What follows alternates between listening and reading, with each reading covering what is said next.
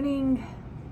It is Monday morning, August 22nd, and this morning in our devotional, I hope I say this word right, the Omnipotence of God. I'm probably not saying that right, so just bear with me. And if you're like me, I have to look everything up, so I had to look that word up because I wanted to know for sure what it meant. And it means the quality of having unlimited or very great power. Okay? I had to look it up.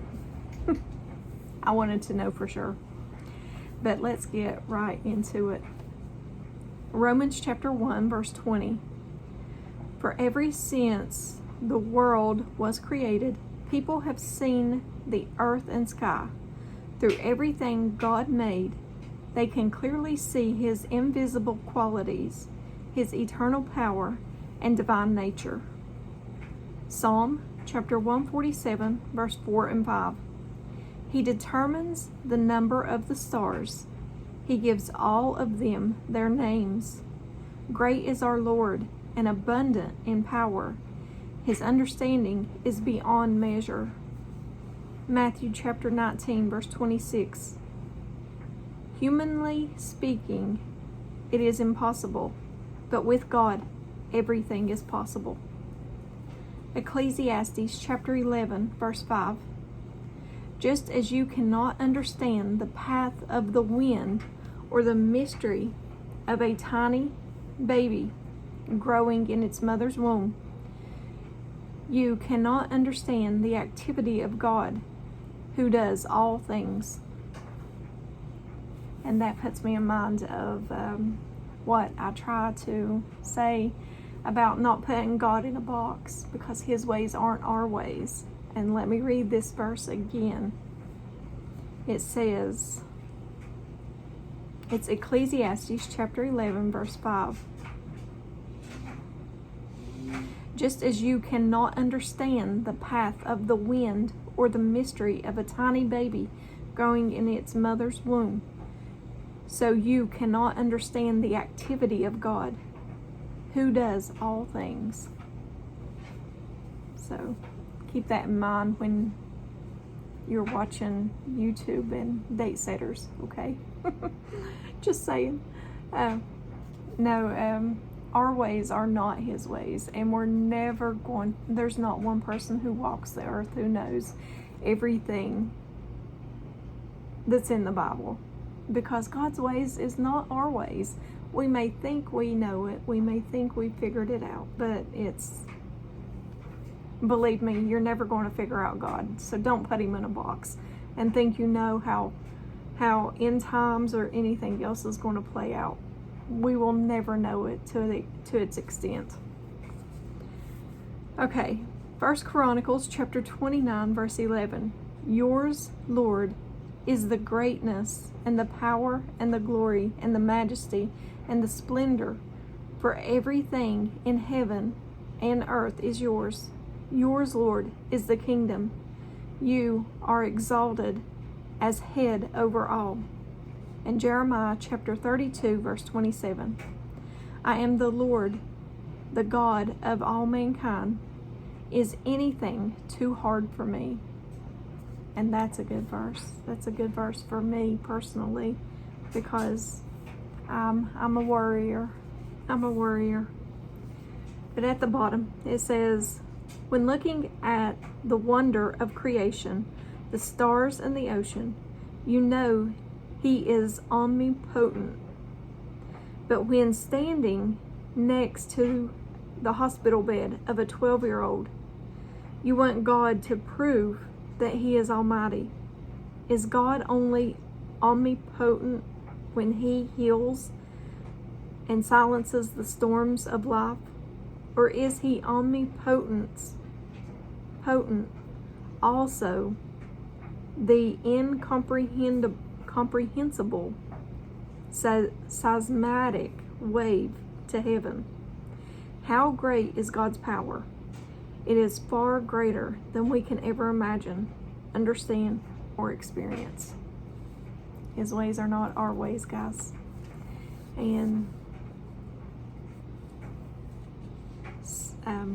You know, some people may be asking for a healing, and we don't know why you're not getting healed, but his ways aren't always, and there's a reason. It may be to keep you humble. It may be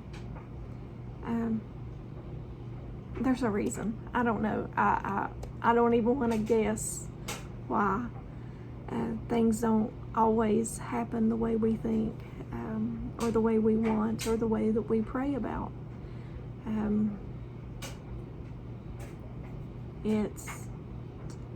There's a reason. There's a reason, and only God knows the reason. There's things that I prayed about that I don't get an answer to, or the answer I get is not really what I want to hear. So I'm sure we've all been there, but never put God in a box. And even though we don't get the right answer, continue on for Him, because His ways aren't always. He knows best.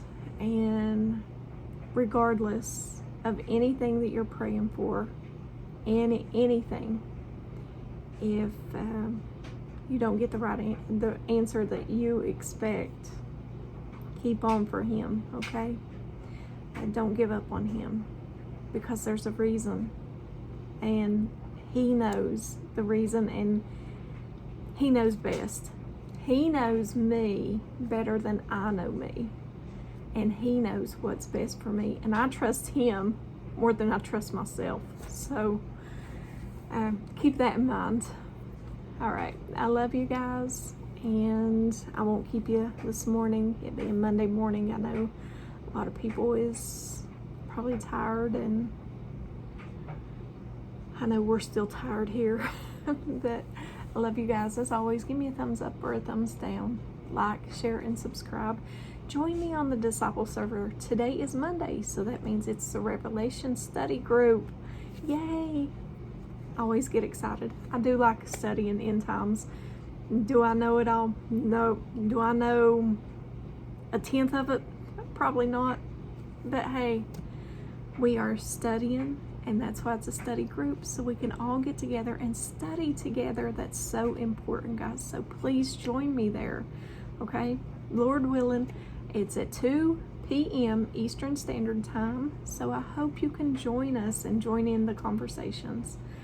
I do try to record them now, and thanks to Pete telling me how. But I do try to record them now so that they could be posted to YouTube. So I know a lot of people, it's kind of a hard time for some people with work schedules and everything. But anyway, Lord willing, if you can't join us, which I would love for you all to join in on the conversation, but if you can't, I understand, and you can listen to it later on. But enjoy your day, guys. Thank you all for all your prayers and everything. I continue to pray for my family. There are situations that I just personally need guidance from God. So, but I love you guys very, very much. Remember, stay focused on Him. All right? And if I don't see you in the next video, I hope to see you in heaven very, very soon. I hope. Love you guys. Bye.